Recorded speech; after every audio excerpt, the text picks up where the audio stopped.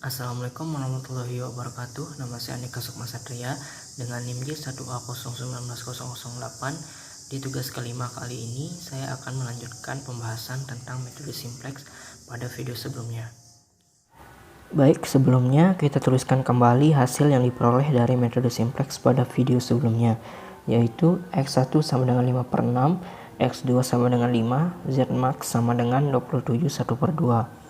Pada kasus X1 ini terlihat masih dalam bentuk pecahan, kemudian kita ubah saja dengan nilai yang sama menjadi 0,83.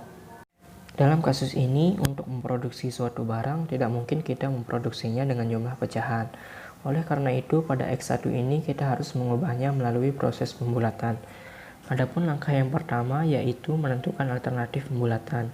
Dan di sini ada dua alternatif pembulatan, yaitu yang pertama X1 dibulatkan ke atas dari X1 sama dengan 0,83 menjadi X1 sama dengan 1. Dan yang kedua dibulatkan ke bawah dari X1 sama dengan 0,83 menjadi X1 sama dengan 0. Sedangkan untuk nilai X2-nya itu tetap X2 sama dengan 5 karena ini sudah merupakan nilai pembulatan. Selanjutnya langkah kedua yaitu pengujian pembulatan, di mana dalam melakukan pengujian pembulatan ini harus memenuhi persyaratan, yaitu tidak melanggar batasan atau kendala yang ada. Yang mana untuk batasan atau constraint-nya ini ada 3, yaitu yang pertama 2x1 lebih kecil dari sama dengan 8, yang kedua 3x2 lebih kecil dari sama dengan 15, yang ketiga 6x1 plus 5x2 lebih kecil dari sama dengan 30.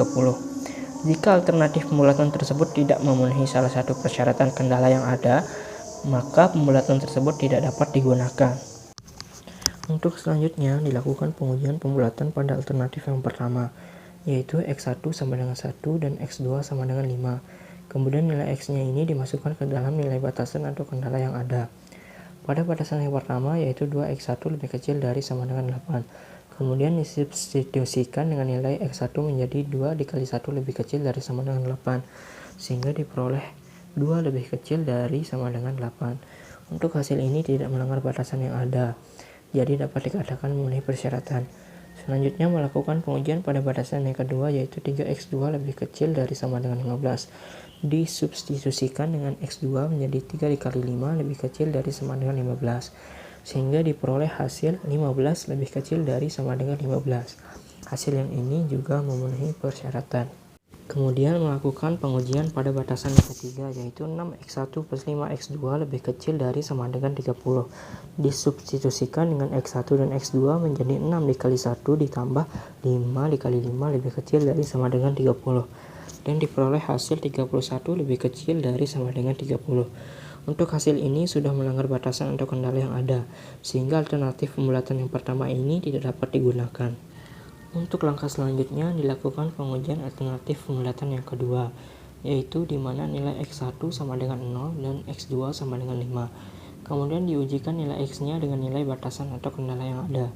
Pada batasan yang pertama yaitu 2x1 lebih kecil dari sama dengan 8, disubstitusikan nilai x1-nya menjadi 2 dikali 0 lebih kecil dari sama dengan 8, dan diperoleh nilai 0 lebih kecil dari sama dengan 8. Untuk hasil yang ini sudah memenuhi persyaratan. Untuk batasan yang kedua yaitu 3x2 lebih kecil dari sama dengan 15, disubstitusikan dengan nilai x2 menjadi 3 dikali 5 lebih kecil dari sama dengan 15, dan diperoleh hasil 15 lebih kecil dari sama dengan 15.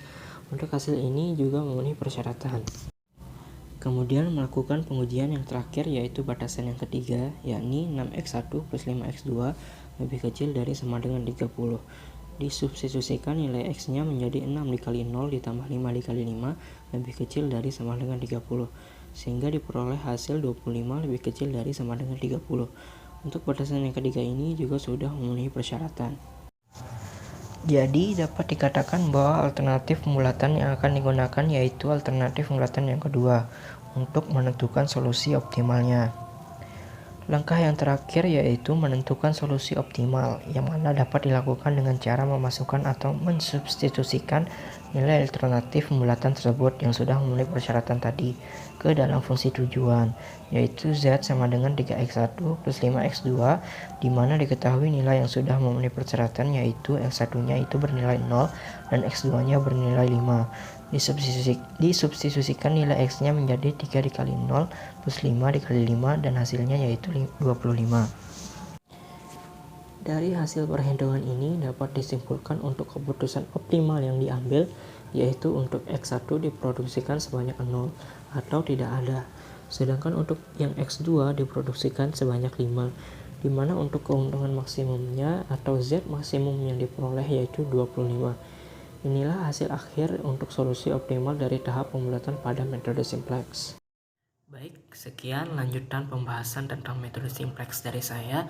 Semoga bisa dimengerti. Wassalamualaikum warahmatullahi wabarakatuh.